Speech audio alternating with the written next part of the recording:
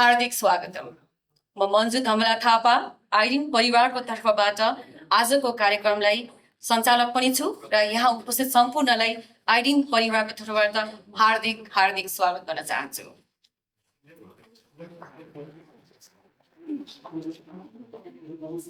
आजको कार्यक्रमको अध्यक्षता यस संस्थाको आइरिनको प्रेसिडेन्ट योगेश छेत्रीज्यूलाई गरिदिनु हुन अनुरोध गर्दछु। योगेश सर र यथास्थानमा बसिदिनु हुन पनि अनुरोध गर्दछु। आज उपस्थित आदरणीय सम्पूर्ण विशिष्ट अतिथि, शिक्षा क्षेत्रका विज्ञहरू, विभिन्न शैक्षिक संस्थाका प्रतिनिधिहरू, सञ्चारकर्मी मित्रहरू तथा यहाँ उपस्थित सम्पूर्ण महानुभावहरूलाई फेरि पनि म हार्दिक स्वागत तथा अभिवादन गर्न चाहन्छु। आजको कार्यक्रम आइरिनद्वारा आयोजित National Discussion and Interaction on Higher Education Opportunities and Challenges in Nepal and Abroad विषयको विशेष अन्तर्क्रिया कार्यक्रम हो। यस कार्यक्रमले नेपाल तथा विदेशमा उच्च शिक्षा अवसर, चुनौती तथा सम्भावना बारे सार्थक छलफल गर्ने विश्वास लिएका छौँ। यसै अवसर हामीसँग पाल्नु भएको विदेश तथा स्वदेशबाट हाम्रा प्यानलिस्टहरूलाई खादा प्याजद्वारा स्वागत गरिदिनु हुन म हाम्रा आइरिनका मेम्बर अनिता माकज्यूलाई अनुरोध गर्दैछु। साथै प्रेसिडेन्टज्यूलाई पनि त्यो सँगसँगै उहाँ सँगसँगै सहकार्य गरिदिनु हुन अनुरोध गर्दैछु। कृपया नाम लिन चाहे डाक्टर भानु कौशिक दिदी कता हुनुहुन्छ? हजुर पनि यता अगाडि आइदिनुहोस्। Change a bit, it's my opinion, and I think there's great potential. Dr. Bhanu Kausik, may I request you?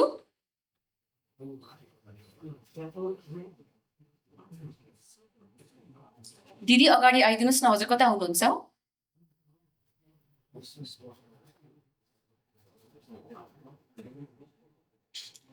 Please give a round of applause. अलि धेरै जोरदारका ताली दिनुहोस्। उहाँ दुबईदेखि नेपालसम्म आउनुभएको छ हाम्रो आजको प्यानलिस्ट। वेलकम सर इन काठमाडौँ।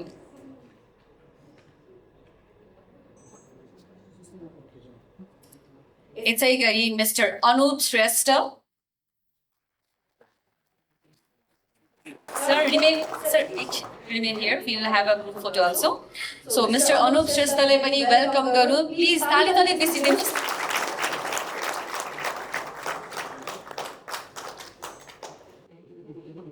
यसै गरी professor doctor Khagendra आचार्यज्यू।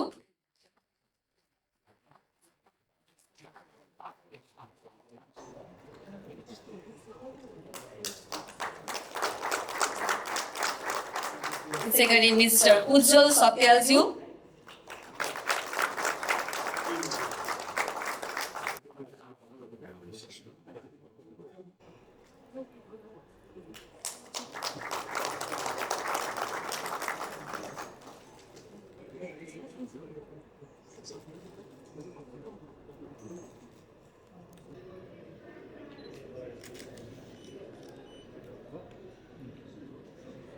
Thank you so much.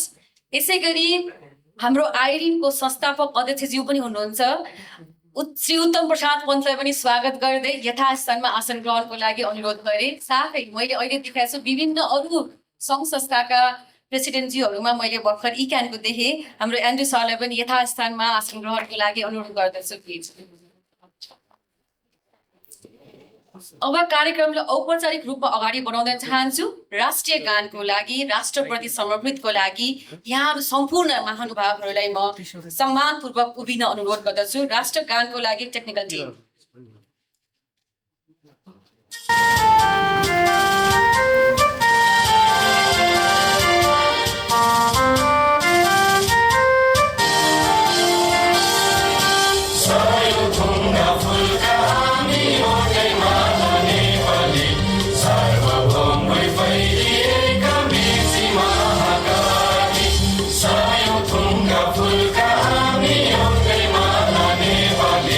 Sarva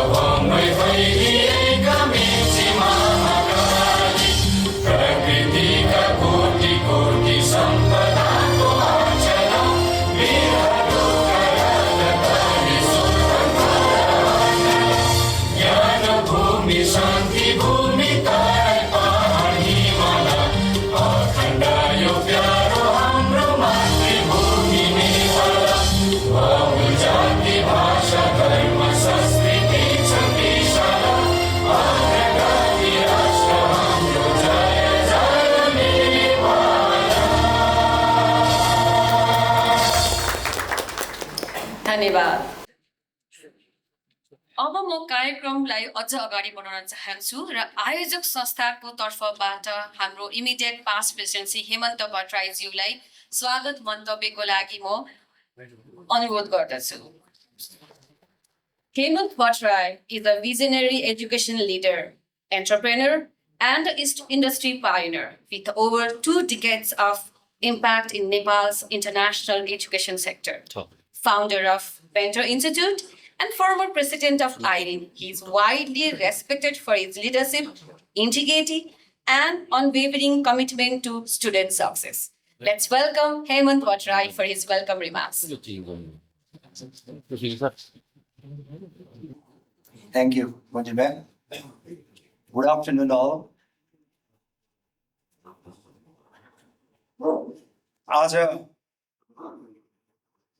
आजको यस national discussion interaction program higher education opportunities and challenges in Nepal and abroad सम्बन्धी हामीले जुन सेसन राख्न गइरहेका छौँ, यो सेसनमा आउनुभएका सम्पूर्ण महानुभावहरू,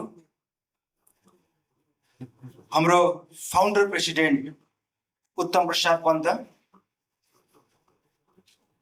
past president Kumar Karki, past president Manoj Parajuli, past president Prem Pandey, यस संस्थाका एडभाइजर एसको श्रेष्ठज्यू, आजका बुद्धिजीवी प्यानलिस्टहरू doctor Bhanu Kaushik, director UAE and India university of Hertfordshire, mister Anup Shrestha, manager international recruitment South Asia and Middle East Adelaide university, professor doctor Khagendra Acharya, associate dean Kathmandu university school of management, mister Ujjwal Satyal, former principal न्याथम, तथा हाम्रा विशिष्ट अतिथिज्यूहरू, शिक्षाविदहरू, विश्वविद्यालय तथा शैक्षिक संस्थाका प्रतिनिधिज्यूहरू, सरकारी र गैर सरकारी निकायका पदाधिकारीज्यूहरू, पत्रकारज्यूहरू, विद्यार्थी भाइ बहिनीहरू, अभिभावकज्यूहरू तथा यहाँ उपस्थित सम्पूर्ण मेरा आइरिनका सदस्यज्यूहरू प्रति मेरो हार्दिक नमस्कार तथा स्वागत व्यक्त गर्न चाहन्छु।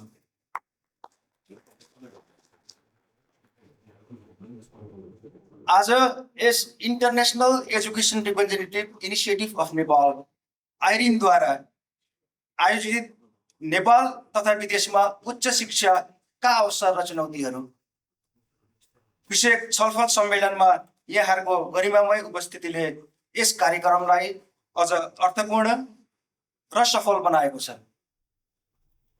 यस महत्त्वपूर्ण अवसरमा सम्पूर्ण सहभागीहरूलाई हार्दिक स्वागत तथा धन्यवाद व्यक्त गर्न पाउँदा म अत्यन्तै गर्वभान्वित महसुस गरिरहेको छु। International education representative initiative of Nepal Irene नेपालका अनुभवी शैक्षिक व्यक्तित्व तथा शैक्षिक परामर्श क्षेत्रका अग्रणी संस्थाहरूको साझा पहलमा स्थापित गैर नाफामूलक संस्था हो। सन् 2014 मा स्थापना भएको यस आइरिन शैक्षिक परामर्श क्षेत्रमा नैतिकता, व्यावसायिकता र गुणस्तरीय सेवाको प्रवर्धनमा प्रतिबद्ध रहेको कुराहरू पनि म यहाँहरू समक्ष अवगत गराउन चाहन्छु। विद्यार्थीलाई विदेश अध्ययन सम्बन्धी सही जानकारी, र उचित मार्गदर्शन प्रदान गर्दै आइरिनले विद्यार्थी, अभिभावक, शैक्षिक संस्था तथा सरकारवाला निकायहरूबीच विश्वास र सहकार्यको वातावरण निर्माण गर्न निरन्तर काम गर्दै आएको छ। शिक्षा कुनै पनि राष्ट्रको विकास, समृद्धि र सभ्यताको आधारशिला हो। विशेष गरी उच्च शिक्षा व्यक्तिको बौद्धिक, व्यावसायिक र सामाजिक विकासको महत्त्वपूर्ण मिडियम अर्थात् माध्यम हो। आजको विश्व तीव्र गतिमा परिवर्तन भइरहेको छ। विज्ञान, प्रवृत्ति, अनुसन्धान, नवप्रवर्तक तथा विश्वव्यापी प्रतिस्पर्धाले शिक्षाको स्वरूपलाई निरन्तर परिवर्तन गरिरहेको छ। यस्तो परिवेशमा नेपालका विद्यार्थीहरूले देशभित्र होस् या देश बाहिर प्राप्त गर्न सक्ने अवसर तथा उनीहरूले सामना गरिरहेका चुनौतीहरूका बारेमा गम्भीर बहस, विश्लेषण र समाधानको खोजी आवश्यक बनेको छ। नेपालमा पछिल्ला वर्षहरूमा उच्च शिक्षाको पहुँच विस्तार हुँदै गएको छ। विभिन्न विश्वविद्यालयहरू, प्राविधिक तथा व्यावसायिक शिक्षाका संस्थाहरू, अनुसन्धानका अवसरहरू तथा अन्तर्राष्ट्रिय सहकार्यले विश्वविद्यालयका लागि नयाँ सम्भावनाहरू सिर्जना गरेको छ। यद्यपि गुणस्तर शिक्षा अनुसन्धानमा लगानी, आधुनिक पूर्वाधार, उद्योग, शिक्षा, सहकार्य तथा रोजगारीसँग सम्बन्धलाई अझ सुदृढ बनाउनु पर्ने आवश्यकता अझै पनि विद्यमान छ। यसै गरी अर्कोतर्फबाट विदेश अध्ययन गर्न नेपाली विद्यार्थीहरूका लागि आकर्षण विकल्पका रूपमा स्थापित भएको कुरा त तपाईँ हाम्रो अगाडि अहिलेको अवस्थामा छर्लङ्ग छ। विकसित देशहरूको गुणस्तरीय शिक्षा प्रणाली, आधुनिक प्रविधि, अन्तर्राष्ट्रिय अनुभव, अनुसन्धानका अवसरहरू तथा विश्वव्यापी करियर सम्भावनाले हजारौं नेपालीहरूलाई विदेशतर्फ आकर्षण गरिरहेको छ। विदेशमा अध्ययन गरेर प्राप्त ज्ञान, सिप र अनुभवले व्यक्तिगत विकास मात्र होइन, नेपालको समग्र विकासमा महत्त्वपूर्ण योगदान पुर्याउँछ भन्ने मैले ठानेको छु। तर अवसर सँगसँगै चुनौतीहरू पनि महत्त्वपूर्ण छन्। आर्थिक भार, सामाजिक समायोजन, मानसिक स्वास्थ्यका समस्या, भाषा तथा सञ्चारका चुनौतीहरू, इमिग्रेसन सम्बन्धी नियमहरू तथा इम्प्लोइमेन्ट, जब अपर्च्युनिटीमा देखिएको प्रतिस्पर्धा तथा अध्ययन पछिको भविष्यबारे को अनिश्चितता जस्ता विषयले विद्यार्थी र अभिभावकहरूलाई प्रभावित पारिरहेको छ। साथै नेपालको सन्दर्भमा बढ्दो विद्यार्थी पलायन, प्रतिभा बाहिरिने प्रवृत्ति र देशभित्र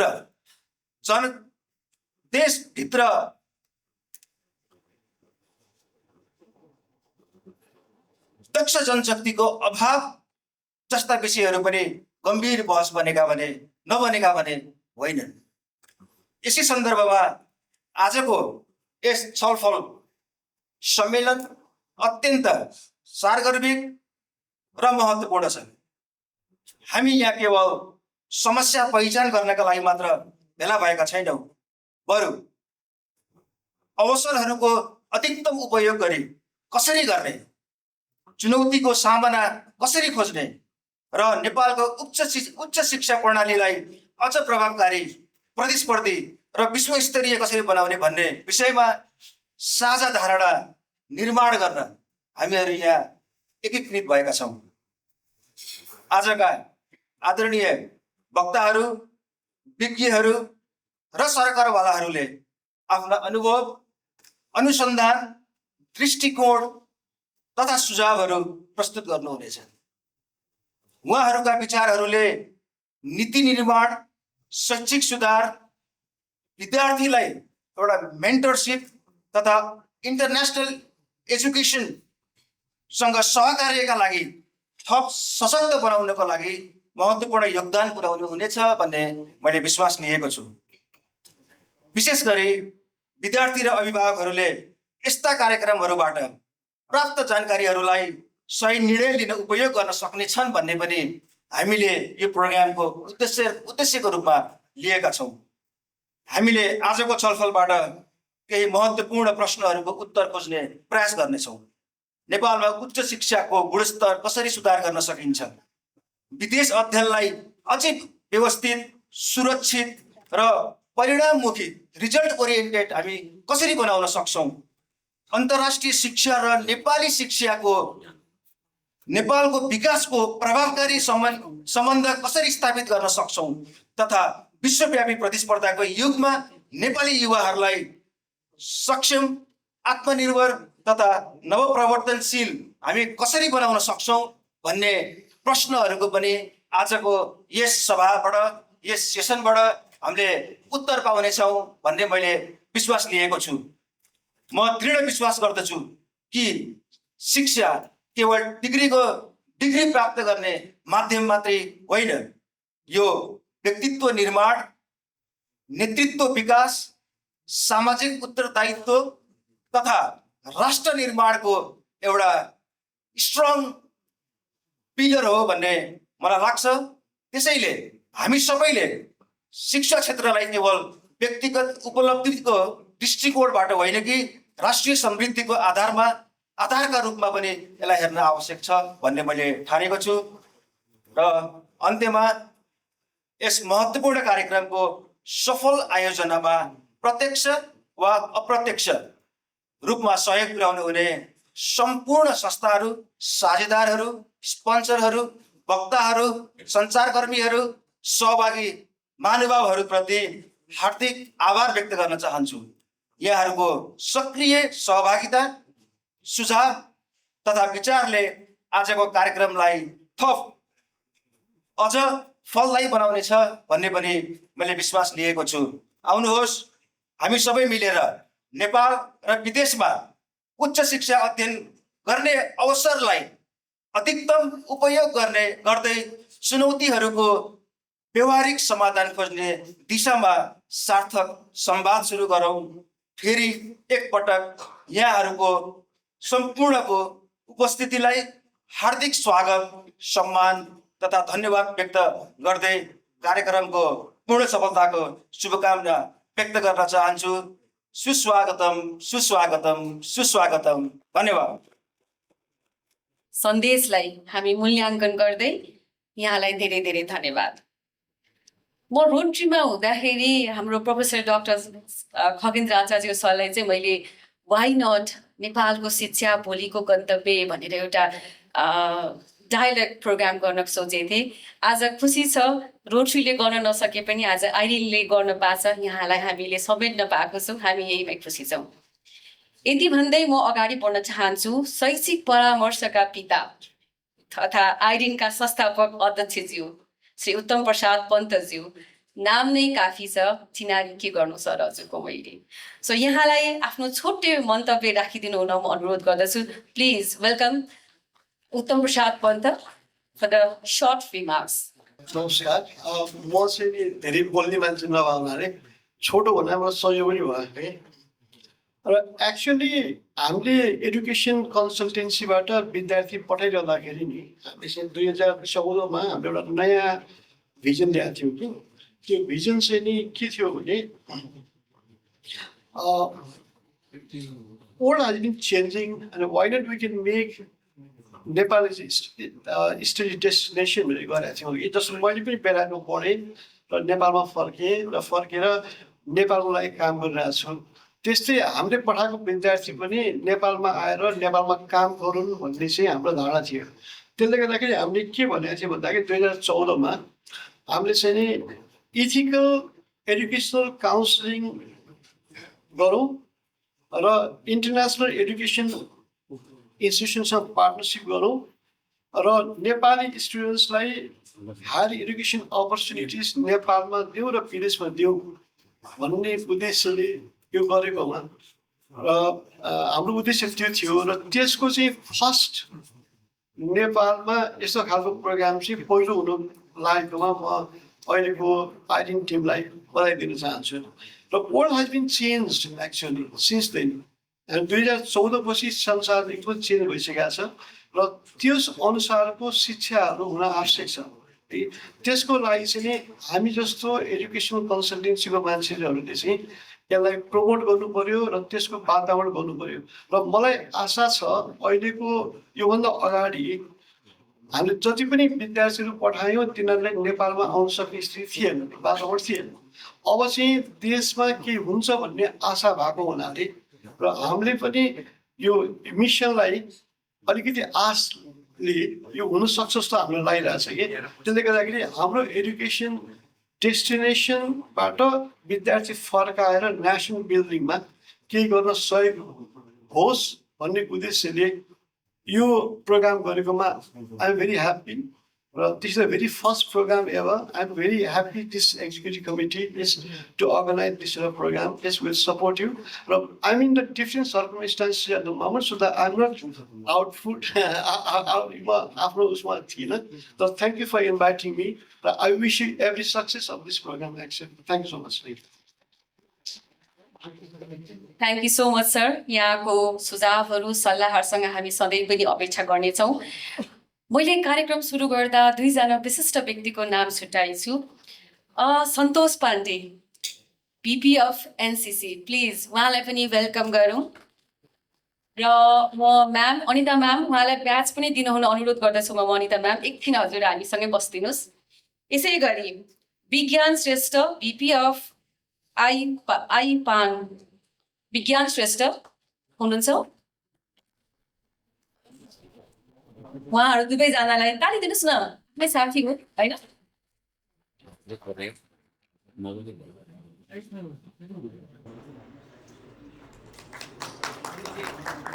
योगेश सर हाम्रो इक्यानको प्रेसिडेन्टज्यूले पनि म अगाडि निम्ताउन चाहन्छु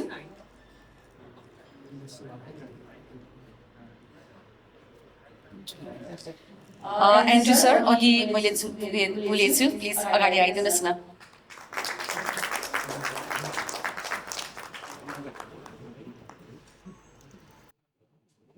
यसै गरी नायरको प्रेसिडेन्ट हुनुहुन्छ उद्धव सर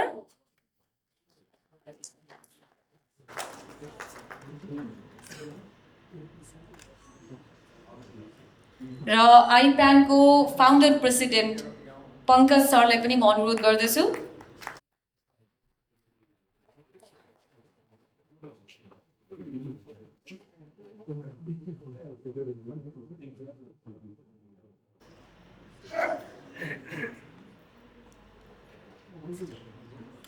प्लिज एउटा photos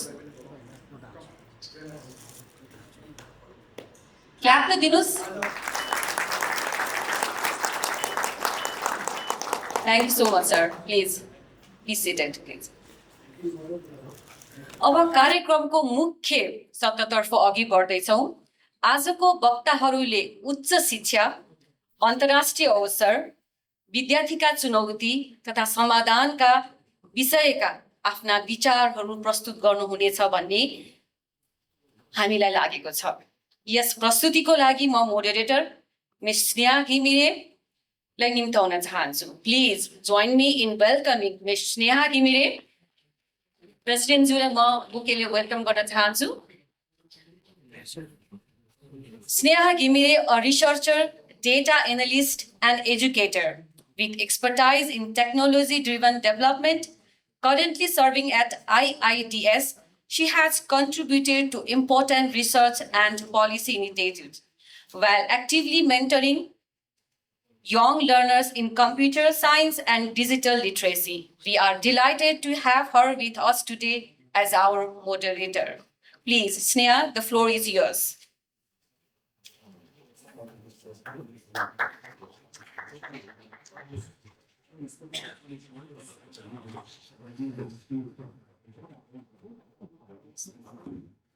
Good afternoon, everyone. My name is Neha Gemire, and I'm a senior program and a research assistant at IIDS. IIDS stands for Institute for Integrated and Development Studies.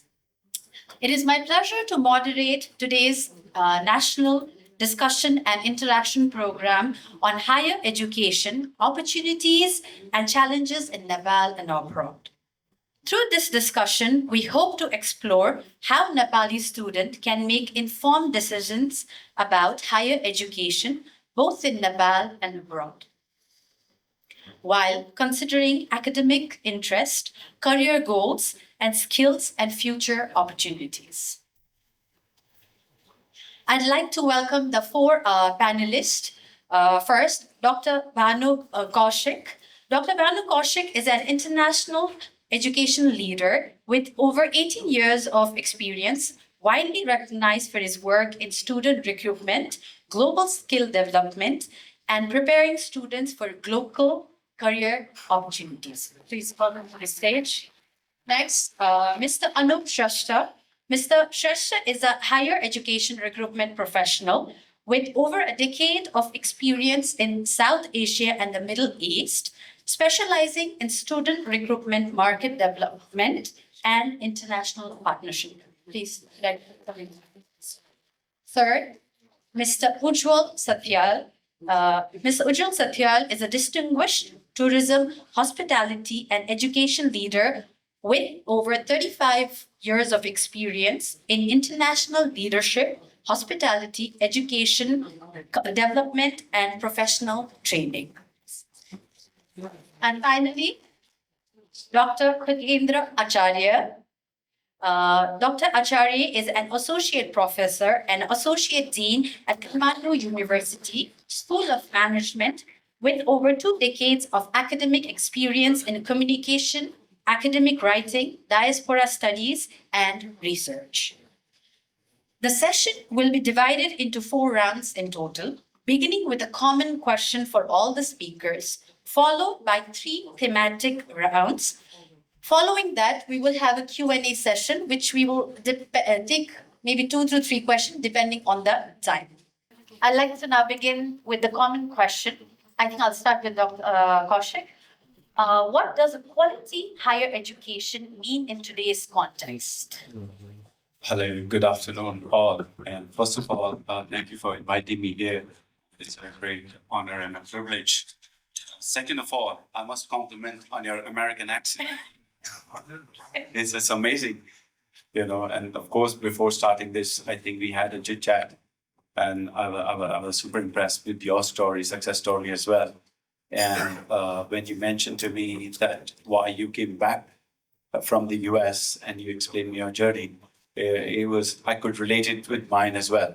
So it was great catching up today. Now the question that you asked about quality, when I was myself attended one of my master's program, and the first lecture that I attended in my university, the academic came into the classroom and he wrote a word on the board and asked us to define that word.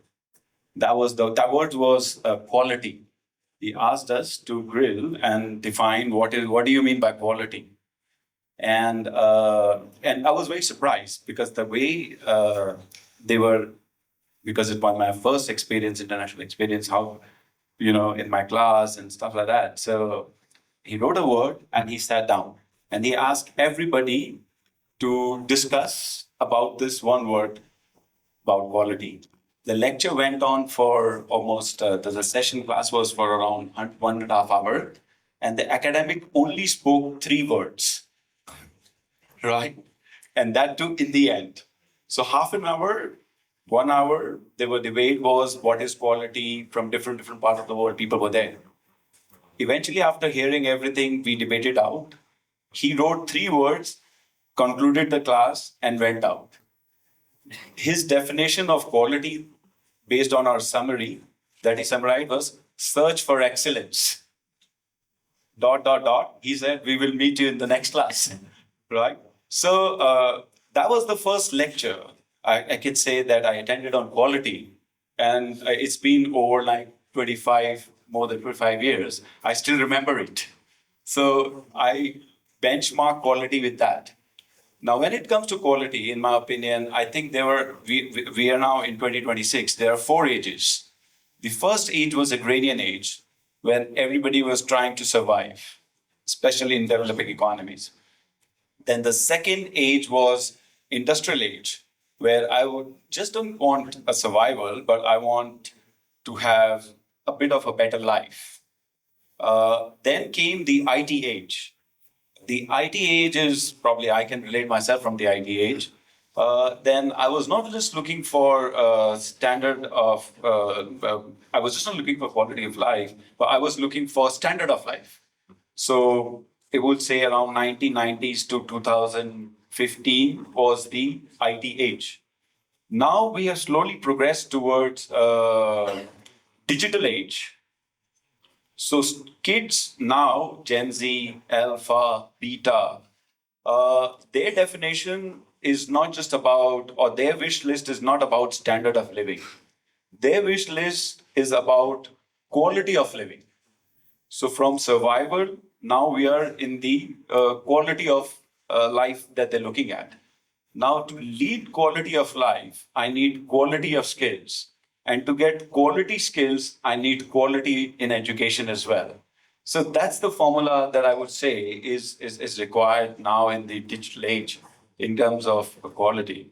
So if I am looking for the right career, if I am looking, and it's not just about the career, it's about looking at what is the skill shortage in the world. And if I want to make a mark in the world, I think for that I need quality skills. And that quality skills can only be achieved through quality education provided by quality institutions. I would say that. Thank you. Yeah. Now, I would like to ask Mr. Anup Shrestha, same question is, what does quality higher education mean in today's context, especially from a developing country like Nepal? Okay. So I think, you hear me? Oh, it's so small. Anyway, so thank you everyone for joining here today, and thank you, IERIN, for inviting us here for at least to share our viewpoint here. I think I've been invited here because I represent one of the famous institution, Group of 8 University. So I will try to answer your question based on Group of 8 University's perspective. Okay, so nowadays quality education is not about only getting a degree, right? So they require a lot of qualities to get the job they want in future.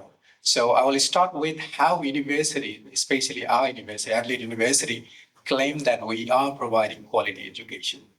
So quality education, first thing is obviously employability and practical skills. So we claim that we are number one in, we are obviously, I'll just give you a brief information, probably 50% of you don't know about Adelaide University. So let me quickly give you a brief information. Adelaide University is based in Adelaide City, which is South Australia. It's a group of 8 university ranked 82 in the world. So if you need more information, we can connect later anyway. So employability, we say that we're number one in South Australia and we plan to be top 5 in the country. So how we plan to do it? We obviously design our curriculum after discussing with the industry. We designed 1,500 courses after discussing with 200 plus industry and 3,000 academics. So we know what industry requires. So we want our students to get ready for the industry. So there will be work integrated learning, 100% of our program, we have work integrated learning, means they will do a lot of training, a lot of workshop. At the end of the day, we will do our job fair inside the university. So finally, they will end up where they wanted to be, right? Second one is global recognitions with local relevance. So we just don't want our students to go to Australia and get the degree and settle down there. We want them to come back, right? So that degree should be relevant to the local, organization as well. So obviously we are globally recognized, so they can definitely thrive in other countries as well. But if they come back, it has to be relevant for the local, industry as well. So that is another quality they should get. And then third one would be accessible and affordability, because when it comes to top 100 university, it will be expensive. So tuition fee will be high. There will be a living cost as well. So many other costs associated with this, right? So if somebody is getting scholarships, please grab it. Just go for a better, or let's say top 100 university. The future is secure in that way. So I would say accessibility and affordability should be the priority as well. And then again comes technology, like Dr. Kaushik said, technology is the thing now. So technology and a future readiness is important. So nowadays, what we do as a in a group of 8 university, we don't just provide the random degree to our students. So AI is the thing now. Automation is the thing. Something like deep learning and all these things. So what we do in our university is we have a core programs, core courses. We call it common core courses. If somebody is coming for business, they can do data science as well. They can do AI as well. And if somebody is coming for IT engineering and some sort of course like that, they can also do entrepreneurship. So we want our graduate to be, ready for any sort of job available in the market. So that way, obviously, they will be more qualified. And then again, student service and well-being is also important. So when it comes to university, obviously we have this DVC for student satisfaction, satisfaction as well as success. So there is a dedicated team. So that's why we're saying that we provide equality, because we have a dedicated DVC to monitor each of our students. So that means in future, if there will be any issues, personal, mental, or any sort of issues, that will be sorted. That will be taken care of very, beautifully by our team, right? So I would say the last one probably will be, outcome-based education. So nowadays, parents or students, they just don't want to spend money for the degree alone, right? They want something. Let's say probably like Hemant sir said, it's not about getting degree only. It's about coming back to the country and contributing to the society as well, right? So if the university is providing, let's say, employment rate, better employment rate, or maybe, research outcomes, and then student satisfaction. And at the end, if they're making a, right future, employee, then I think that can be called quality education. Thank you. Thank you. Now, I'd like to move to Mr. Ujjwal Satyal. Same question, please. What does quality higher education mean in today's context, especially for students from developing countries like Nepal? Thank you, Sneha. I would like to go whenever I'm asked to talk on a certain topic. What are the three letters there? You're talking about quality, higher, and education.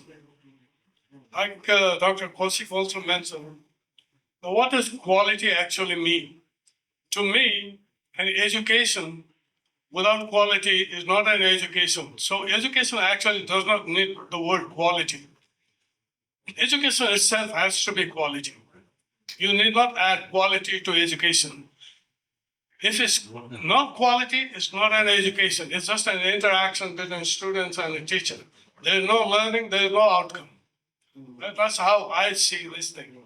Now, when we talk about higher, what is higher education? How high are we talking about? Are we talking about education after C, +2, after bachelor's? Which level of higher education are we talking about? And what are the opportunities? Now, looking at the quality for its definition, who are the stakeholders who need to define this? One is the students himself or herself, then the parents, and the society. How will society say certain college is of high quality? Looking at what? The building, the software, the hardware, or the outcome, the graduates themselves. Where are they? What are they doing? How important is performance as compared to paper? An institution gives you paper, but how is your performance in the society? Where have you landed up? So it's very necessary to look at your alumni. Where are they? Conduct a study on your alumni. That's my major question on how society looks at it. Students would look at quality by saying, is this my stepping stone to go abroad? If they like the college, it's easy to go abroad to Australia, Canada. It's very difficult in America now. They might say this college is of high quality because I can go to Australia from here. And he will convince his parents, father and mother, this college is very good. They help me go to Canada or America. So what are you looking at the quality? Is it the education? Is it the teachers there? Is it the pedagogy system there? These things really don't count when students of Nepal, as you asked me about in context of a developing country, what's the major focus now of the students is to go abroad. In my field, in hospitality and tourism, there are 81% of the students are going out. And market is thriving for the workforce. How can we retain them? Retention is a major problem. You go to any college, you ask the students, how many of you would like to stay in Nepal? Nobody raises hand. Some of them might stay back, but most of them are still going out. So that's the biggest challenge for us to hold them back. Thank you. Now, the final common question to Dr. Acharya. What does quality higher education mean in today's context, especially for the students from developing countries like Nepal, and a little bit in your perspective of a university dean as well? Thank you. Thank you very much. My answer to the question will be based on my experience of teaching in the university of around 2 decades, and then a couple of research works that I've done. So my answer, if appears elitist, in some cases, please excuse me, but I'll try my best to be grounded. र नेपाली नै बढी हुनुहुन्छ, त्यसैले नेपालीमा बोल्ने अनुमति पनि म चाहन्छु. सायद अभिभावकहरू हुनुहुन्छ, अभिभावकहरूले आफ्ना बच्चाहरूले वास्तवमा क्वालिटी एजुकेसन भनेको कसरी बुझ्नु हुँदो रहेछ भन्ने हाम्रो अध्ययनको कन्क्लुजन पेश गरे भने पनि हुन्छ होला. वास्तवमा क्वालिटी एजुकेसन के हो भनेर भन्ने हो भने पहिलो कुरा त कसका लागि भनेर हामीले प्रश्न गर्नै पर्ने रहेछ. मैले कसका लागि भनिरहँदाखेरि कुन उमेर समूहको विद्यार्थीले क्वालिटी एजुकेसनको कुरा गरेको भन्ने त्यो महत्त्वपूर्ण हुँदो रहेछ. तपाईहरूले भर्खर इन्टरमिडिएट पास गरेको, +2 पास गरेको विद्यार्थीको बुझाइ क्वालिटी एजुकेसनको एक खालको हुँदो रहेछ भने अन्डरग्रेड पढिसकेको विद्यार्थीको क्वालिटी एजुकेसन के हो भन्दाखेरि अर्को हुँदो रहेछ. म एमफिललाई रिसर्च मेथोडोलोजी पढाउँछु, क्वालिटेटिभ रिसर्च, र उहाँहरूको अनुभव सुन्दाखेरि क्वालिटी एजुकेसन भनेको के हो उहाँहरूका लागि फरक हुँदो रहेछ. एउटा वाक्यमा भन्दाखेरि quality education as such is not a homogeneous entity, it's various demographic factors dependent entity. एउटा पहिलो कुरा हामीले सेगमेन्ट गर्न सक्नुपर्ने रहेछ. मैले एउटा उदाहरण दिउँ. हाम्रो अध्ययनको रेस्पोन्डेन्ट नर्सहरू पनि हुनुहुन्थ्यो. नर्सहरूलाई क्वालिटी एजुकेसनको पहिलो आइटम भनेको उहाँहरूले के खोज्नु हुँदो रहेछ भन्दाखेरि कतिको राम्रोसँग मेन्टरिङ गर्नुहुन्छ भन्ने नै हुँदो रहेछ. भने मेडिकल डक्टरहरूले क्वालिटी एजुकेसनमा के त भन्दाखेरि कस्तो केसमा म एक्सपोजर पाउँछु भन्ने हुँदो रहेछ. भनेपछि नर्सले बुझ्ने क्वालिटी एजुकेसन र डक्टरले बुझ्ने क्वालिटी एजुकेसन नै फरक हुँदो रहेछ. अन्डरग्राडको एकजना विद्यार्थी ग्रेजुएट भइसकेपछि आउनुभयो र भन्नुभयो, sir I am really grateful to you because then I was working as counsellor as well. विद्यार्थी साह्रै समस्यामा हुनुहुन्थ्यो. उहाँ सुसाइडल आइडिएसनको स्टेजमा पुग्नु भएको थियो. मैले उहाँसँग बसेर झन्डै 10-12 राउन्डको कुराकानी गरेँ र he realized that life is very important. जिन्दगी महत्त्वपूर्ण हुँदो रहेछ. अनि उहाँले भन्नुभयो, सर वास्तवमा क्वालिटी एजुकेसन भनेको त टिचरले कस्तो टच दिनुहुन्छ अप्ठ्यारो समयमा त्यो पो रहेछ त, मैले अरू कुरा त आफैले पनि सिक्न सक्ने रहेछ नि उहाँले भन्दै हुन्थ्यो. So my request based on our study is let's not try to define quality education in a very homogeneous way. It's understood differently and it should be respected. Let's do that way. Quality education भनेको हामी अनलुकरहरूले यस्तो होला भनेर define गर्यौँ भने अलिकति जो इकोसिस्टमको major component हुन्छ लर्नरहरू उहाँको दृष्टिकोणबाट आउँदैन होला। पक्कै हामीले हेर्ने हो भने म शिक्षकको रूपमा हेर्ने हो भने क्वालिटी एजुकेसन भनेको यस्तो एजुकेसन जहाँका प्राध्यापकहरूले रिसर्च गर्नुहुन्छ, रिसर्चको कुराहरू क्लासमा ल्याउनुहुन्छ अनि फेरि रिफाइन गर्नुहुन्छ, आफ्नो विद्यार्थीहरूलाई रिसर्चमा इन्गेज गराउनुहुन्छ। त्यो नै मेरो लागि मेरो दृष्टिकोणबाट क्वालिटी एजुकेसन होला।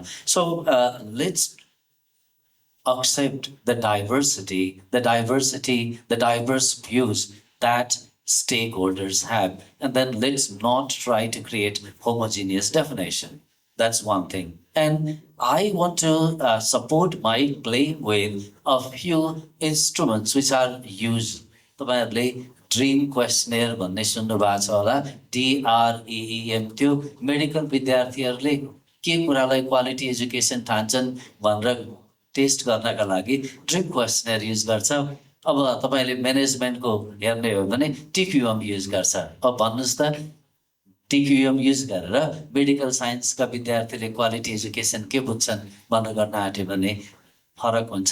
There are other instruments like SOPQual, SOPPROF, HotProf. These are the instruments used to measure understanding of students regarding quality education. त्यसकारण क्वालिटी एजुकेसन त यो हाम्रो कस्तो हुँदो रहेछ भने जति छाम्यो, जति जान्यो, जति आवश्यकता भयो त्यसरी डिफाइन हुँदो रहेछ र स्टेक होल्डरलाई नै डिफाइन गर्न दिनुपर्छ जस्तो लाग्छ।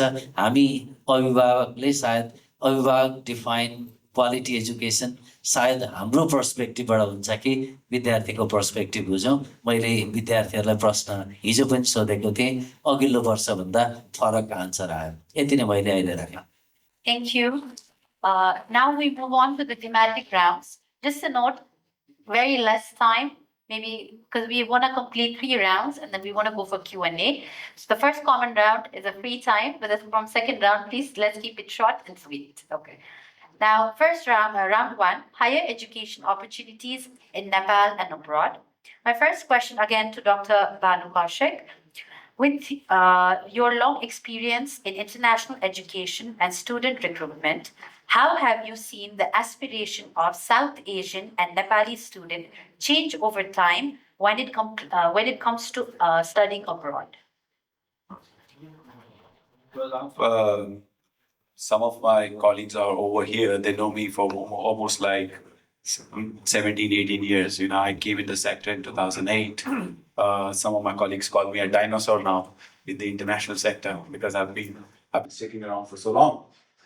So my journey from 2008 to 2016 to 2026, I've seen a complete change from where I started and from where we are.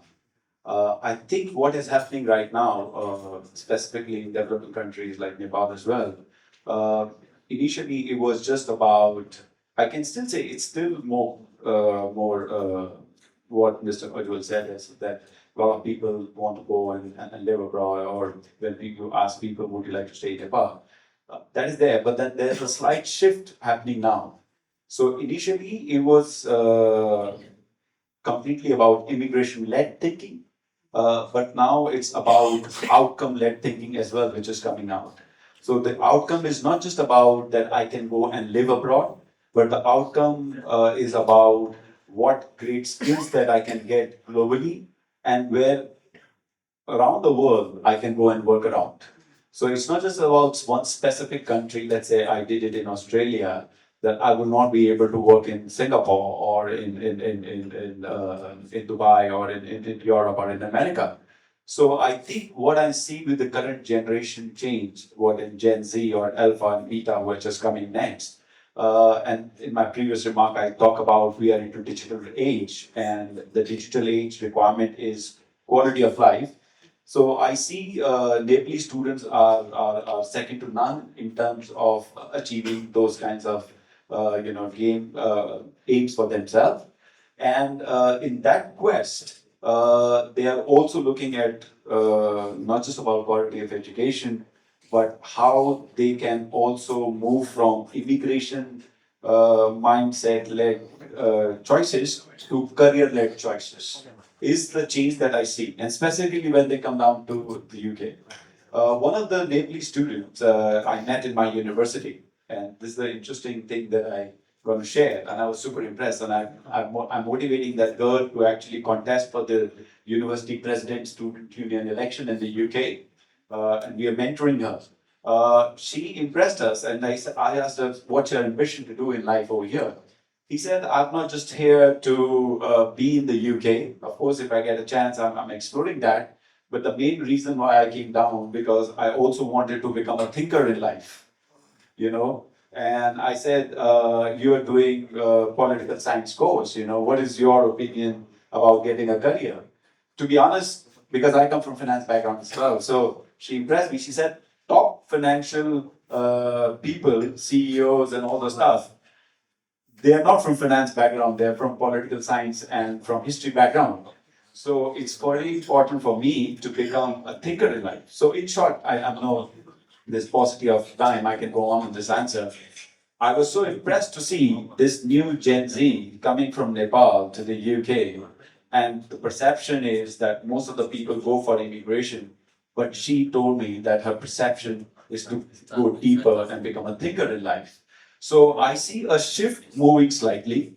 However, having said that, now because IERIN is a very prestigious organization in Nepal, and I think we were discussing with few colleagues here, it's time now.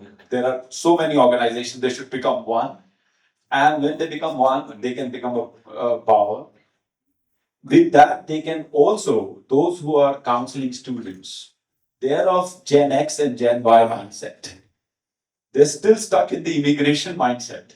Geopolitically, situations have changed. So I think the mindset also, not just for the student, the mindset of the counseling, ecosystem should also change a bit. It's my opinion, and I think there's great potential, and we are very optimistic that the new generation will go for quality stuff in life. Thank you. Thank you. My next question is for Mr. Ujjwal Satyal. From your experience in tourism, hospitality, and education, what opportunities do Nepali students have within Nepal's higher education system, especially in skill-based and professional fields such as hospitality and tourism? Thank you. There was time in 1976 when I wanted to do hotel management in Nepal to be a higher studies. There were none. So I had to go abroad. I was forced to go abroad. But today, you look at hotel management college in Nepal, that proves the opportunity and the number of students interested to study higher studies in Nepal. Now we should, I think should make an effort with the government to hold students at least till bachelor's in Nepal in certain areas where we are very confident whether we can deliver higher education in Nepal. A lot of students are going out just for the sake of the society. Not that they don't consider the education good here. It is good, but they have to go because their brother is out, their cousin is out, Mailava Pachora is out, and even the society has to look. How come your son is still here? He has not gone out or she has not gone out. I'm not trying to discourage all consultancy. You should, because they have to go out, they have all right to go out. But whenever I talk to students, I always tell them, you need not need Nepal for a future, but Nepal definitely needs you for its future.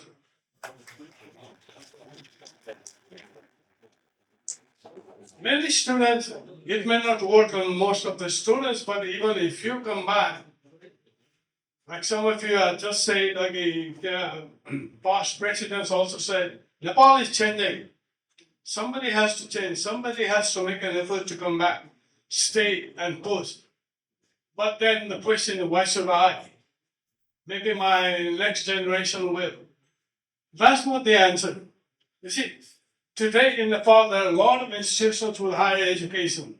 Over the coffee break, I was talking to one of my friends there, Sasan Bode. He's come back to Nepal to study mountain tourism. And that interesting topic. Nepal has the opportunity to do a very high, we're talking about higher education on adventure tourism in Nepal. We are not venturing into it. That can call a lot of students from abroad. Many of you consultancies, you have been there for 20 years, 25 years. Like tourism, people involved in tourism used to do, they would do only inbound tourism, bringing tourists from outside. Now it's been quite some time, 5 to 10 years, they have started outbound tourism, taking Nepalese out. Have you ever thought of bringing students to Nepal to study, holding this sort of discussion, this sort of a seminar abroad, get students from abroad to Nepal to study, reverse your whole system. Efficient 100, bring 10 at least in. There are institutions, there are subjects, there are areas where you can bring them in. It will still give you your profession a boost. Why not bring them to Nepal? Now it's time we concentrate on educational tourism.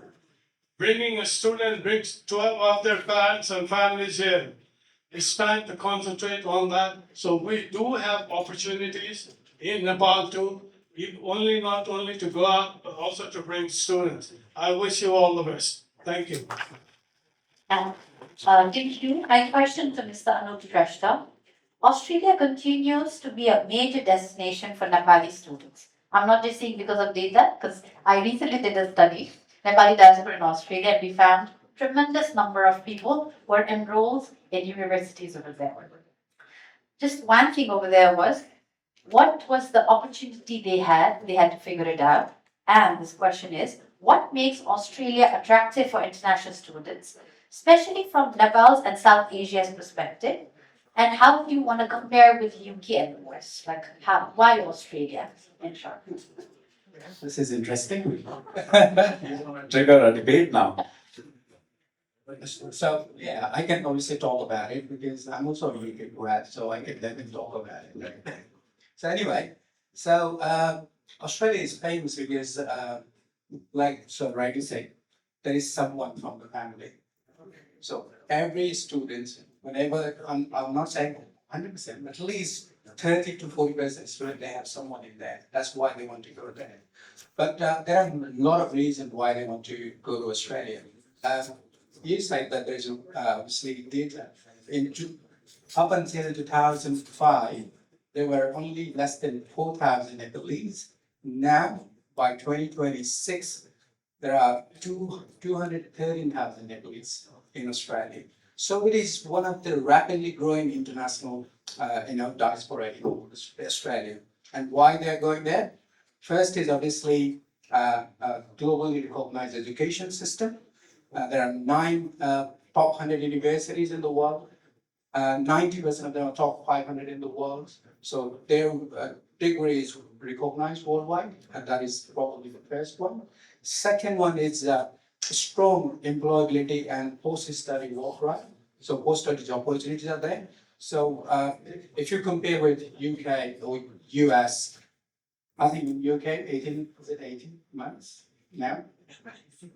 I think it is 18 months. So in Australia, it is 3 to 4 years, right? So that is the opportunity for them to get the return on investment. So whatever they're spending for 2 years or 3 years, 4 years, they can get all the money back. And on top of that, it's easy to, if they want to settle down, it's easy to settle down in Australia. Probably that is the second one. And the safe and multicultural environment there, right? There are Australia is known for its safety, known for multicultural as well as most livable cities, because at least even Adelaide, being a small city, we've been consistently ranked top 10 most livable city in the world. At a time we were third most livable, top 1 in Australia as well. So cities are obviously most livable cities. So whenever it comes to most livable city, we talk about quality of life, we talk about infrastructure, we talk about education system, healthcare system. It comes in a package. So obviously that is probably the another region.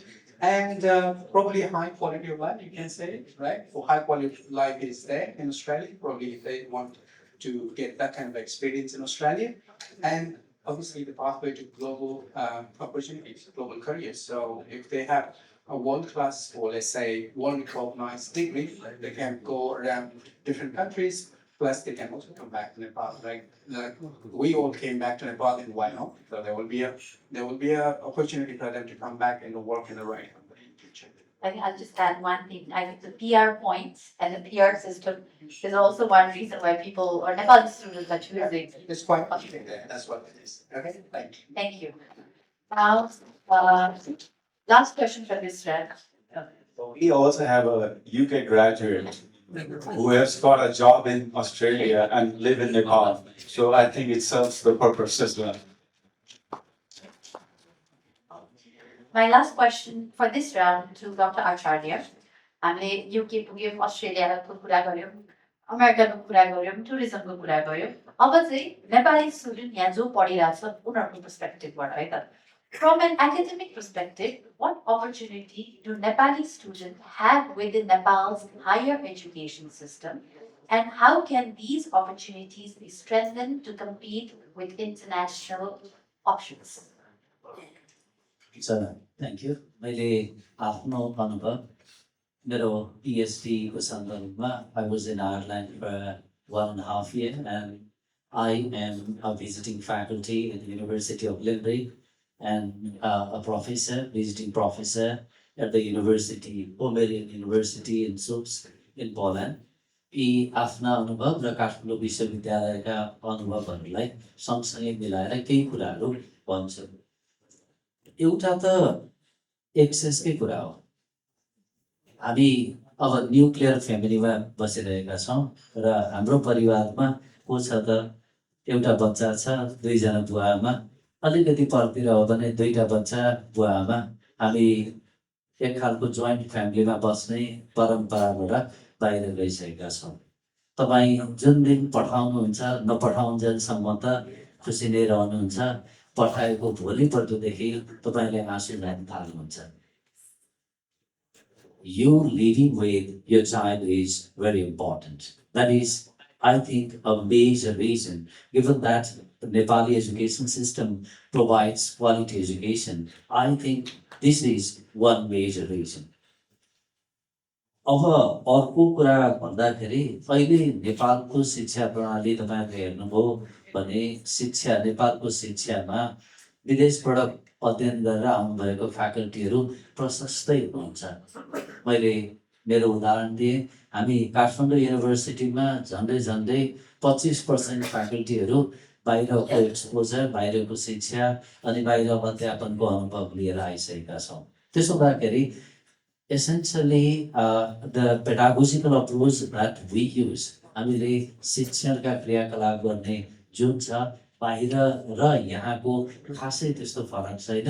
अलिकति सायद फरक भनेको इन्फ्रास्ट्रक्चरमा हो र इन्फ्रास्ट्रक्चरमा पनि हामी वास्तवमा निकै ठुलो फड्को आइरहेका छौँ.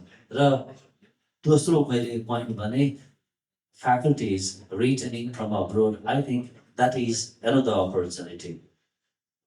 अर्को अहिले सँगसँगै के भइरहेको छ भने इन्टरनेसनल युनिभर्सिटी त्यो युकेकै होस् अथवा अस्ट्रेलियाको होस्, उहाँहरू नेपालमा आइरहनु भएको छ र they want to do collaboration. We have Kathmandu University has collaboration with around 200 universities abroad. र त्यहाँबाट फुलब्राइट प्रोफेसर आउने हो या पोल्यान्डको युनिभर्सिटीबाट प्रोफेसर आउने हो, यहाँको प्रोफेसर जाने हो, त्यो हामी वास्तवमा गरिरहेका छौँ. र अहिले international collaboration is also happening and they can study in an institution living with the family in country and then with the full guarantee of quality education. यो अर्को कुरा मैले राखेँ. समय कस्तो छ? अब एउटा point त्यसपछि अनि अर्को ए, लाग्यो। हुन्छ धेरैवटा पोइन्ट भनेर नि फेरि तपाईँहरूले question को answer तपाईँहरूले आफ्नो गर्नुहोस्। बच्चा बुच्ची नेपालमै राख्ने भनेर डिटरमाइन हुनुभयो भने हाम्रो समस्या अहिले के छ भने शिक्षण संस्थाहरू जति क्वालिटीका हुनुपर्ने जतिवटा हुनुपर्ने त्यो भइरहेको छैन। म कहिलेकाहीँ दुःख लाग्छ 600 जना विद्यार्थीबाट 120 जना इन्टेक लिनुपर्दा र बाँकी विद्यार्थीलाई हामी के भनिरहेका छौँ विद्यार्थीहरू बाहिर जाउने भनिरहेका छौँ र यतिमै राखेँ मैले अर्को पोइन्ट पनि भनिनँ। Thank you. Also add to what you said, I completely agree with you. It's a perception. Let's say I'm just picking up United States, like we both have a history there, right? So United States have 4,000 universities, let's say, right? Not all 4,000 are top 1,000 in the world, put it this way. Approximately 300 to 400 universities could be only top 1,000 in the world. So that means it's less than 10%, right?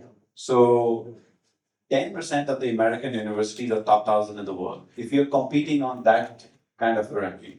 So I was in India in Pune University. I met one of the vice chancellors over there, and I told them, I said, the perception is that sometimes we feel that the West is superior or sometimes better, which is fine. I agree, because they have the technology, they have the infrastructure to support the learning and resources to do that.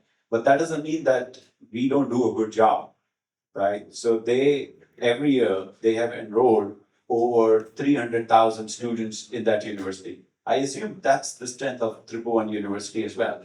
So which Western university can make so many graduate in a year is kind of a record in itself.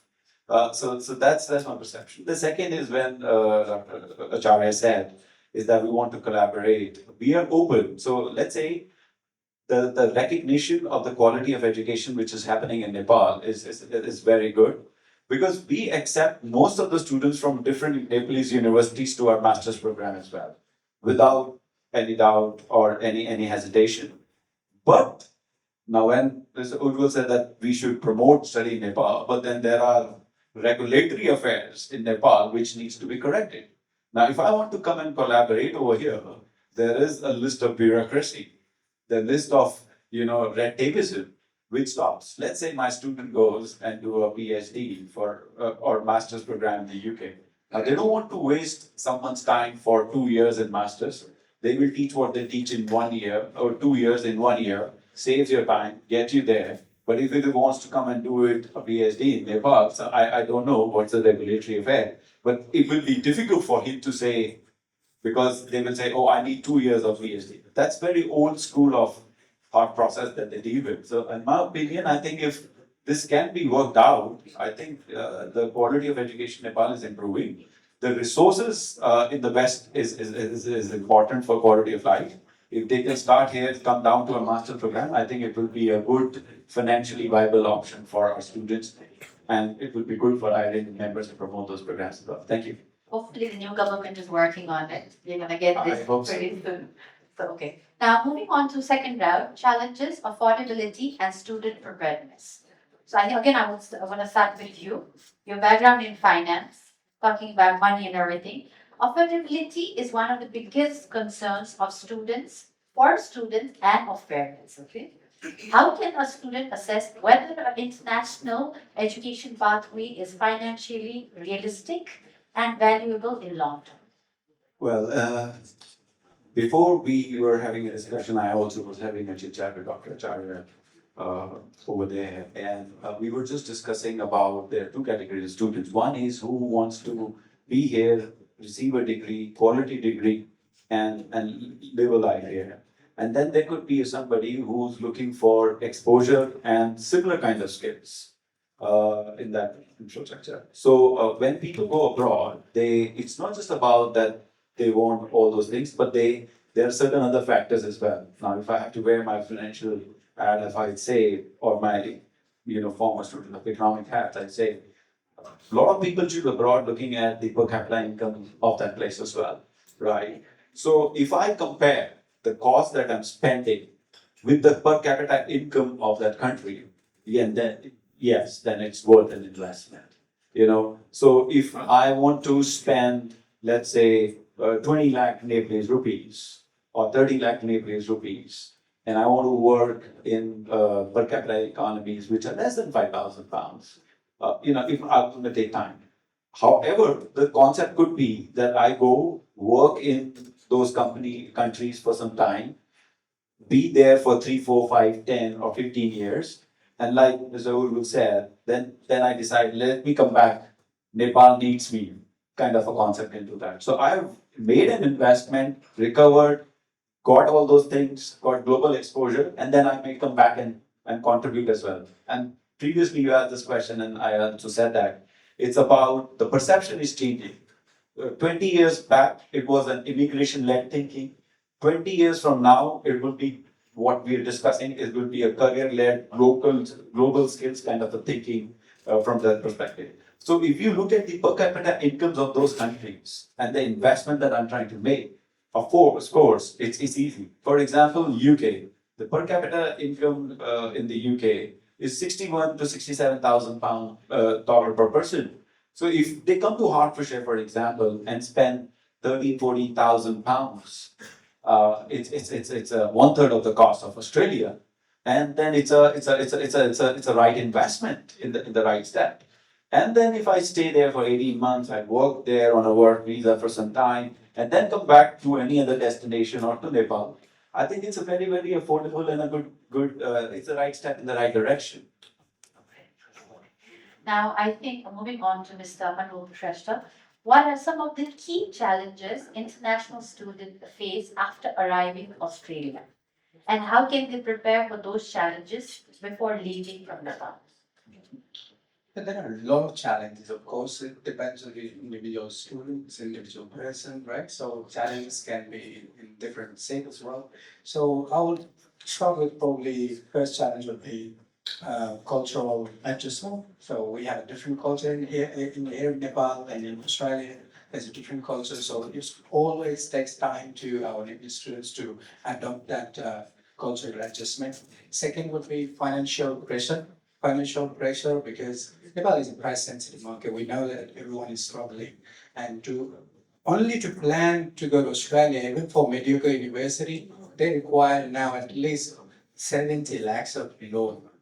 So it's not a small amount. So each student, I would say probably less than 5% would save those money and they will plan accordingly. But not all our students are planning that way. So they have this kind of financial pressure while they're studying in Australia.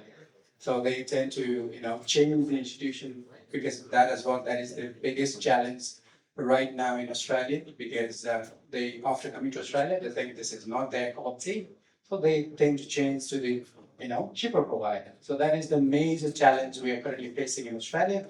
And third one would be academic expectation because in Nepal we have different academic styles, right? Different way of teaching, and whereas in Australia, so probably they need independent teaching, independent research, and teamwork, which most of our Nepalese students, just to share a few examples, when they come to Australia and when especially coming to even for Adelaide University, they cannot even say that they need a laptop to complete their work. So which is a problem we're currently facing with some of the students too. So that is a major challenge we have. And homesickness and mental well-being. So I have a typical example. Just last intake, we had one student from Nepal. She went there after probably she had different expectation. So after a couple of days, probably she did not like it. Probably she had some homesickness issues. Then she came back. So that is another challenge. If they don't do a proper research beforehand, that is going to be the problem again for the students from Nepal. And part-time work balance, that is another problem our Nepalese students are having because our students tend to work late and allowed hours. So if they do that, that automatically hamper the study period as well. So probably they are allowed 24 hours, but they tend to do more than 30 hours as well. So the moment they focus on work and money, they will not focus on studies.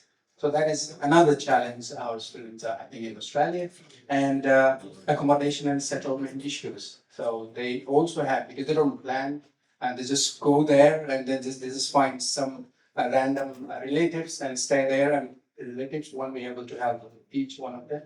So that is another challenge. So how we can come up with this challenge, how we can deal with challenge. Obviously, it's not possible to minimize it, but how we can be aware of those challenges is probably they should do research beforehand. They should do research about the city, university, tuition fee, part-time work, or whether they will get part-time work or full-time work after their graduation, and living costs, and then probably understand the visa conditions, because nowadays Australia is being very strict when it comes to even applying visa on store. It's in Australia. So if they are, if they're gonna find out that there is a problem with the part-time work and the allowed hour, there will be trouble in future, right? And then they should develop the realistic financial plan. So if somebody is, I'll just give you, obviously, I represent at the university, so I can't really talk about at the university, but again, if some students trying to come to Adelaide University, they should plan that not only for 6 months. This is the problem with Nepalese students. They plan for 6 months, whereas they have to stay there for 2 years. So that is the major issue. So that is why even TSA now is asking Department of Home Affairs, asking for financials, what do you call it? The money should be in the bank, current account, or maybe savings account. So that's the problem, because most of our students come to it 100% loan, right? So, and that loan probably cover 1 year of tuition fee. What about rest of the 2 years or 3 years? How are they going to pay that? So they should have a strong financial plan for the rest of their study period, and improve communication and academic skills. That is another issues we are currently facing. And attending pre-departure or orientation is important, right? Attending, because during the pre-departure orientation, we tend to give detailed information about the programs, about the city, about the university, part-time job available, what kind of regulations we have, what sort of rules they should be following during the time of studies. So that is mandatory, and they should talk with their current students or currently studying in that institutions, as well as apply what are their expectation after graduation. So that should be the short story of that problem. Thank you. Now to Dr. Acharya. I just want to ask is, combining maybe the last question and this, just asking is, what are the major academic and institutional challenges faced by students in Nepal, and how and why do you think Nepal is the place we should study here for further studies? Yeah, thank you. म यो challenge विद्यार्थीका के छन् भन्दा पनि त्यसका स्रोतहरू के हुन् भन्यो भने च्यालेन्ज त्यसबाट आउने पुग्न सकिन्छ होला, त्यसरी जान्छु। अभिभावक धेरै हुनुहुन्छ, पहिलो च्यालेन्ज त तपाईहरुको कारणले नै आउँछ। आफ्नो बच्चा बच्चीलाई टाइम तक नगर्दिनुस्। तपाईको बच्चा बच्ची जब एउटा उमेर पुग्छ, please start exposing them to hardship. सुरुवात गर्नुहोस्। तपाईहरुलाई लाग्छ विश्वविद्यालयमा आइसकेपछि मेरो बच्चाले ठिकठाकै गर्दैछ, तर वास्तविकता फेस जब गर्न थाल्छ र you have not given opportunity, you have pampered, बच्चा बच्ची साँच्चीकै अप्ठ्यारोमा पर्छन्। त्यसकारण एउटा स्रोत चाहिँ यहाँहरूको प्याम्परिङ। यहाँहरूको भन्दा मैले आफूलाई पनि भनिरहेको छु, किनभने मेरो पनि बच्ची अहिले युनिभर्सिटी पढ्नेछ र म कहिलेकाहीँ आफूलाई प्रश्न गर्छु, मैले साँच्चीकै बच्चालाई धेरै प्याम्परिङ गरेछु कि ठिकठाक गरिनँ कि भन्ने, त्यहाँबाट एउटा सुरुवात गरेँ। अब अर्को यहाँहरूलाई मात्रै अथवा आफैलाई मात्रै भनेर भएन, अर्को स्रोत चाहिँ एकाडेमियामा पनि छ।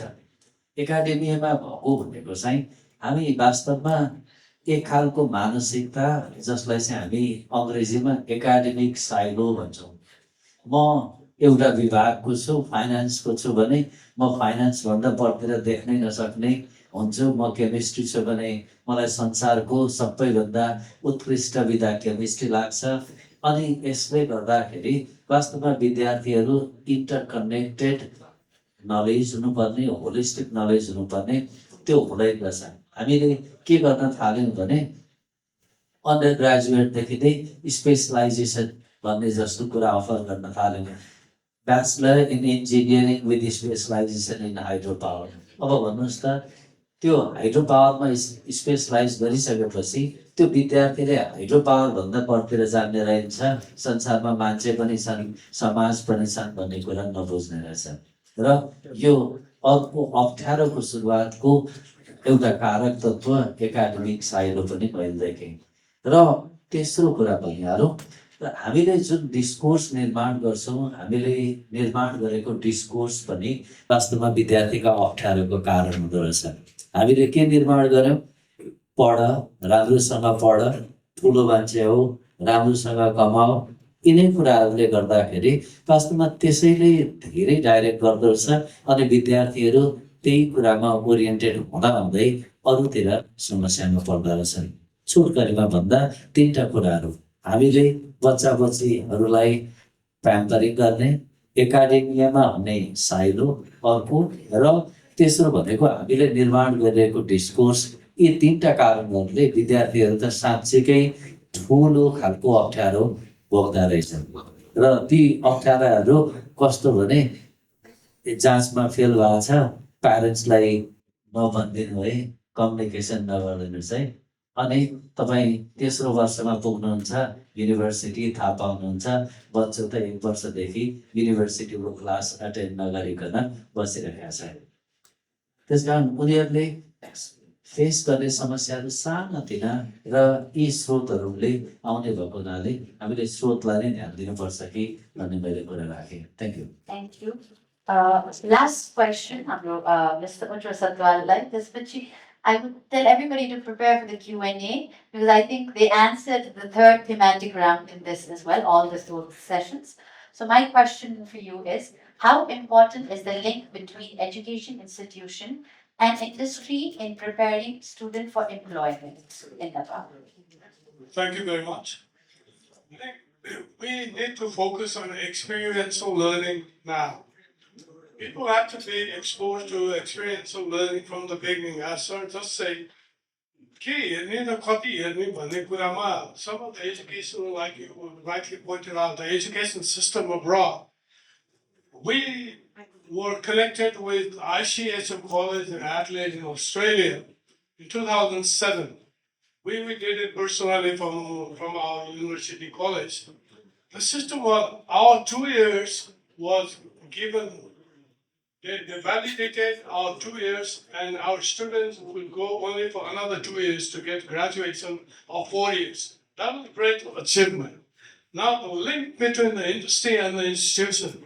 You see, there is an institution called NATAM today, established in 1972. Till today, we're still trying to find out why the students are not being taken by the industry. And you talk to the industry, they say, I'd rather pull in students from another hotel than to take students from a college. Now, why is that so? Are we not preparing students for the industry? Now, if you look at it, there are general managers in Nepalese hotel and five-star hotel property who are graduates of NATAM. So what is lacking is the linkage between the institution and the industry. Now, this will not be done by the industry, it has to be done by the institution. You have to go to the institution and get them to come and see your college, your graduates, the facilities, the hardware, the software system. The other thing which we are lacking in Nepal is most of the colleges send students abroad for internship in the final year. Because in final year, they'll go out for 2 semesters, they work, they make some money, they cover up their all this travel expenses, combination. But the irony here is, during 4 years of study in Nepal, they were not introduced to internship in Nepalese hotel. How will they understand the environment of a hotel, or the environment of a Nepalese hotel, the culture of Nepalese hotel, the system, the manpower system, the SR system, the environment? So this thing needs to be reversed we always insisted on students must go to Nepalese hotels before they are exposed to international hotels. So a lot of things are happening in abroad when you do internship. I think especially in Australia, you are not given stipend, you are given payroll. You see, so that's a very great pulling aspect. In Nepal, the students have to pay to do internship. So this sort of things needs to change. And there are good students, Nepalese industry and institution must come hand in hand to get Nepalese students into the industry in Nepal. Thank you. Thank you. We'd like to take I would say is like what Mr. Ujjwal said, is to IERIN,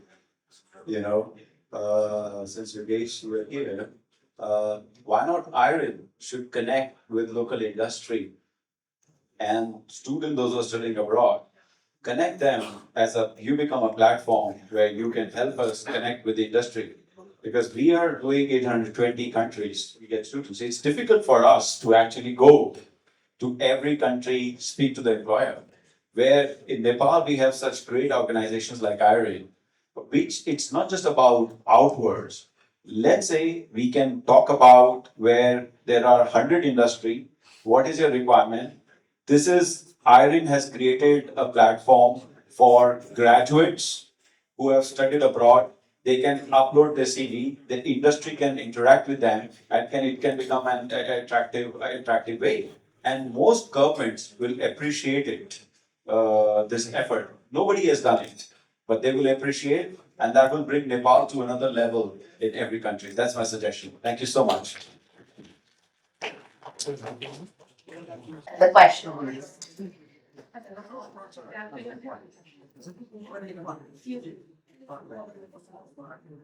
I would like to ask questions to Professor Acharya. So I'm working as a consultant since last 2 decades, so I'm also involved in the student recruitment. The major thing that I feel the students why they would like to go abroad is like they have a very big responsibility of taking care of themselves. They want to ensure their previous generations, their parents are taken care of. They are capable enough to take care of themselves and their future generations, because we don't have a free education, we don't have a free health care to be taken care of by the government. So I think whether the students are able to express themselves, why they would like to go abroad, but in most of the cases I find they want to be financially capable enough and they want to be highly employable. So it connects to the career, connects to the money and to the family. So this is the circle. And when I see a lack, most of the time, with our students going to what is like, they lack time management skill, they lack financial management skill, financial planning skill, and what they lack is like prioritizing. As what Anup has rightly said, like our students, when they get a part-time job, they run after that. They do not realize how that's going to impact them. At the end of the semester, they happen to fail in one of the subjects and they have to fail. It's not like in Nepal where you fail and you're just sitting for the exams as a back paper.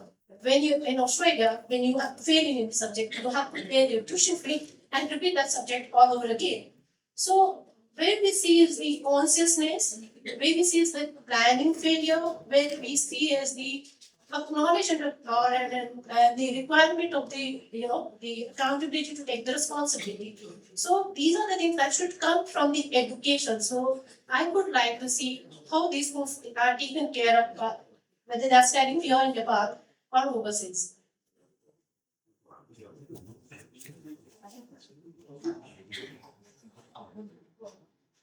Okay, thank you, ma'am. First of all, let's accept that the reality that we live is an outcome of discourse. म के हो भन्ने कुरा mama भएको क्यारेक्टरिस्टिक्सले त decide गर्छ होला र सँगसँगै हाम्रो समाजले मेरो बारेमा के भन्छ त्यसले धेरै डिसाइड गर्छ। अघि मैले डिस्कोर्सको कुरा गरेँ, मेरो पल्लो घरै भाइ पनि गएको छ, तल्लो घरै दाइ पनि गएको छ, अनि अल्लो सिरान घरै मामा पनि गएको छन्, सबै गएको छन्, राम्रो ठाउँ फोटो खिचाएका छन्, पढ्न त त्यहाँ पो ठिक हुँदो रहेछ। अनि के हुन्छ, हाम्रो विद्यार्थी त्यहाँ जान्छ र यो चाहिँ डिस्कोर्स कन्स्ट्रक्टेड त्यो अर्थमा भनेको human beings are discourse constructed र हजुरले भन्नुभएको यो पक्कै हाम्रो शिक्षा प्रणालीमा भएका कमजोरी पनि पक्कै छन्। शिक्षा प्रणालीमा भएका कमजोरीले नै गर्दाखेरि टाइम म्यानेजमेन्ट भयो, फाइनेन्सियल म्यानेजमेन्ट भयो, इमोसन म्यानेजमेन्ट तपाईँले अझै हेर्नुभयो भने this is a big issue.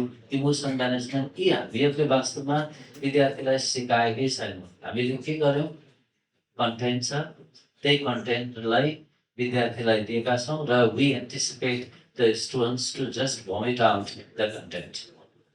Sorry for using a very bad symbol, but that's what we are doing. त्यस कारण हामीले सुरुवात गर्नुपर्ने वास्तवमा यी स्किलहरू जुन जुन हामी विद्यार्थीमा देख्न चाहन्छौँ भन्छौँ, आउटकम, लर्निङ आउटकम भन्छौँ, त्यो कग्निटिभ स्किलमा मात्रै सीमित राख्नु हुँदैन। हामीले अरू स्किलहरूलाई पनि जोड दियो भने सायद यी समस्या जो विद्यार्थीहरूले फेस गर्छन् त्यो समाधान हुन्छ होला। मैले हजुरको प्रश्नलाई पहिलो किन विद्यार्थी जान चाहन्छन्, यो जान चाहने चाहिँ हाम्रो कारणले नै हो। किन समाजले के भनिदिन्छ, ऊ त पल्लो गरेका छ, तल्लो गरेका छ, सबैजना गएका छन्, हामी जान्छौँ। यो मिडियामा एउटा इफेक्ट नै भन्छौँ हामी, त्यो इफेक्टले काम गर्छ र हाम्रो शिक्षा प्रणालीमा भएका कमजोरीले विद्यार्थीले पक्कै दुःख पार्छन् र इट सुड बी एड्रेस। मलाई लाग्छ यसको समाधान भनेको शिक्षकबाटै सुरुवात हुन्छ र शिक्षकमै गएर अन्त्य हुन्छ र यसको आउटकम विद्यार्थीमा देखिन्छ होला। यदि मैले हजुरको प्रश्न पछिल्लो पार्ट बुझ्न सकेको थिएँ भने पछिल्लो पार्टको पनि आन्सर दिने होला। 3टा प्रश्न भयो जस्तो लाग्यो मलाई। सँगसँगै तेस्रो पार्टको चाहिँ मैले प्रश्नको उत्तर दिन सकिने जस्तो लाग्यो। Thank you. Thank you so much, sir. Anyone? I think this is the end of this session. So I would like to move forward. अलिकति पछाडि बेन्चहरूले हल्ला गरिदिनु भएकोमा यहाँहरूलाई म ध्यान आकर्षण गराउन चाहन्छु। हामी कार्यक्रमको अन्ततिर आइसकेका छौँ। यति राम्रो, यति संवेदनशील विषय छ, त्यो विषयलाई चाहिँ यहाँहरूले यस्तो राम्रो विषयमा हामी कुरा गरिरहेछौँ। जहिले पनि हामीले एउटा घात छ कि राष्ट्रको विद्यार्थी चाहिँ विदेश बाहिर गयो, नेपालमा राख्न सकेन भन्ने कुरालाई आज यसरी हाम्रो नेपालका प्रोफेसरहरू आएर यसरी विषयमा चर्चा गरिनुभन्दा यहाँहरूले अलिकति ध्यान दिएर सुन्नु भएको भए अझ राम्रो हुन्थ्यो भन्ने मलाई लागिरहेको छ। Sorry for that. Anyway, we have one more question I just heard. Sir, question चाहिँ क्वेसन्सको रूपमा गरिदिनुहोस् है, लामो नगरिदिनुहोस् भन्ने पनि चाहन्छु। Thank you. Thank you so much, Dr. Bhanu, and my name is Aarambha Banquet. Currently, I serve as a director at Nepal Bank. It was a really interesting idea where we can connect with the industries that was brought up. And coming from a banking sector, we are connected with almost every industry in Nepal. So I just had a seed of thought. Would universities like Dr. Bhanu represent or Manu that you represent be interested in sending students from your university in an exchange program to our universities, such as AU or NAM? And we can do a collaborative approach with the industry as well. Even banks would like to be a part of that, project, mega project. They would like to collaborate, and since this is done for job creation and the further success stories that awaits for us. So, and I see that in Nepal, I went to Australia in Monash to do my masters. Studying in that competitive environment was one aspect that improved the confidence. But in Nepal, we have a serious lack that we don't have students coming over here, and we have a serious problem of drain alone. So we want to reverse that. So my question is specifically to Dr. Bhanu or Manoj ji, if you can see the possibility of Nepal, at least in some of the some of the good sectors, like whether it's in hospitality or hydro, we can have students coming in, and KU, Dean sir is here. You can help us to accommodate that. Thank you. Catch up with you on this later on. We're already doing it. We have a program and we guarantee it for all Nepalese students. We call it as a virtual internship, right? So we can collaborate with you. I can connect you to our career teams. where we make sure that every postgraduate student studying at us, be it home or international, they have the option to go and do an internship virtually around the world. The future jobs are virtual or hybrid, right? So are we training them to be effective virtually, or or they can do it in a hybrid mode? Can they be productive? So the intention to run this program is to prepare them for future. But the interesting point is that since you've mentioned this never came to my mind, and I'd like to speak to you, is that I can connect you to my university, and then a lot of people, let's say around 100 people, can work for you for free of cost for 8 weeks. And if they like, you may continue to hire them and do whatsoever. But in return, what we get is that they can decorate their CV by saying, I'm studying in the UK, but I have worked internationally, probably supporting a bank in Kathmandu, which is very interesting proposition for that. And so these internships usually are unpaid at the moment, but we guarantee to all students. So any student coming from Nepal, anywhere. And what does an international student need actually? Sometimes a first handshake. So we use this opportunity as call it as a first handshake.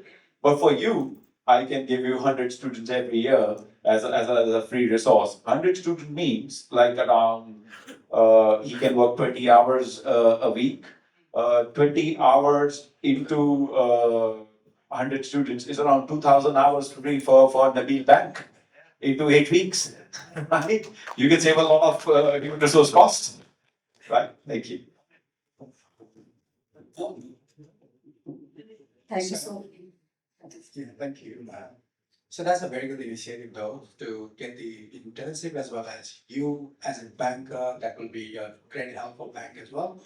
But I'm not in the position like Dr. Van, right? So obviously we need to coordinate with our university as well as if it is coming from KU, that would be much more an interesting topic to, deal with. So yes, we can talk about it. Thank you. Thank you so much, sir. Any other questions? छैन भने, with a big round of applause, we would like to end this session. So, IERIN परिवारको तर्फबाट सम्मानीय प्यानलिस्टहरूलाई तथा मोडरेटरज्यूलाई हार्दिक धन्यवाद गर्न चाहन्छु yes कार्यक्रमलाई भव्य रूपमा सफलता बनाइदिनु भएकोमा. With sincere appreciation, IERIN thanks to our panelists and the moderator for your invaluable contribution. Thank you so much, sir. ताली दिनुहोस् एकचोटि. So now we would like to request our President Yogesh Chetri to hand over the token of love.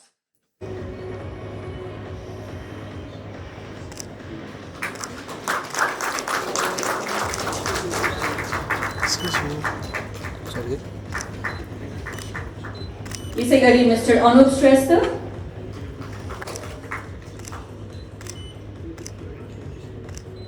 यसै गरी Professor Dr. Khavendra Acharya,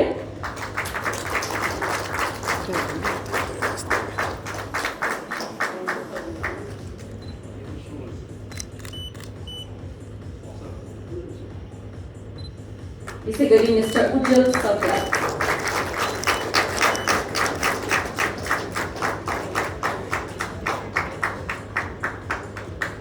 र विशेष धन्यवाद moderator Sneha Ghimire.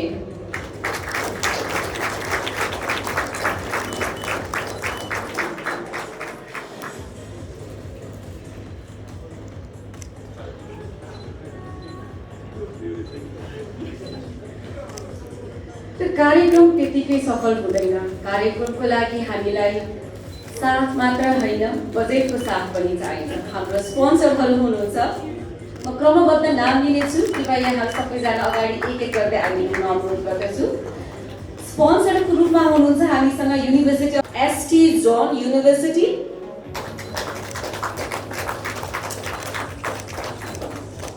सफ्टारिका, Nepal Education Consultancy NEC, Softarika,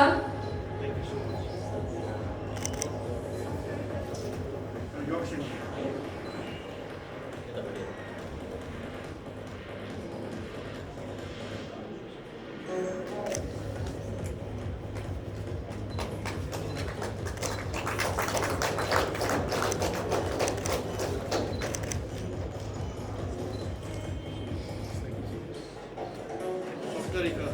Tarika, Nepal Education Consultancy NEC पनि लाइनमा बस्दिनुहोस्। यसै गरी Nabil bank,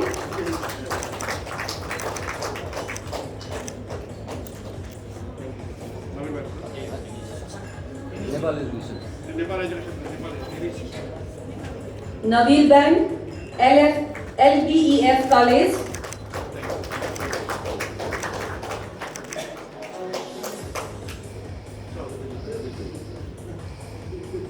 Nabil bank,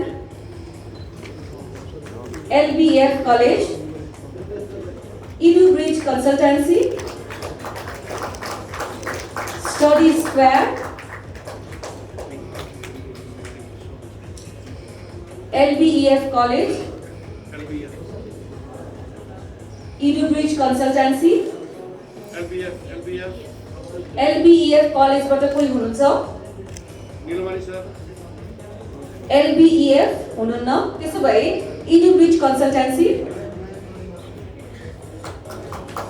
ताली दिनुस् न। तपाईहरु पछाडिबाट पनि एकछिन गफ म अनुरोध गर्छु। Study Square,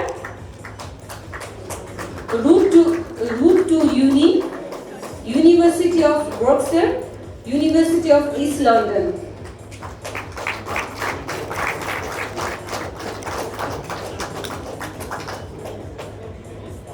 Route to Uni,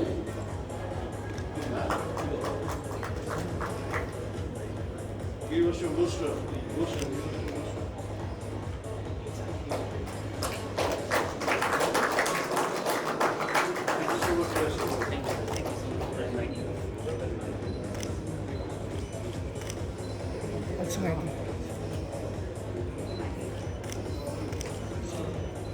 East London, University of East London, Route to Uni.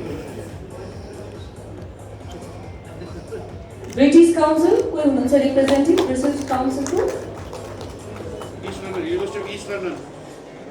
University of East London,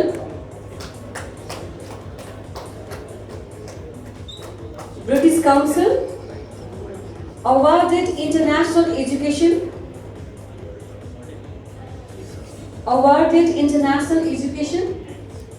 access.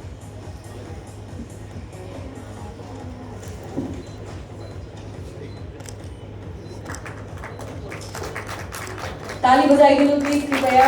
हातको एक्सरसाइज पनि हुन्छ ताली बजाइदिनु। Thank you so much. एकचोटि प्यानलिस्टले एकचोटिसँग आजको कार्यक्रमको औपचारिक रूपमा हामीले करिब अन्त्यतिर आइसकेको छौँ। I would like to welcome for the vote of thanks President of IERIN, Yogesh Chhetri.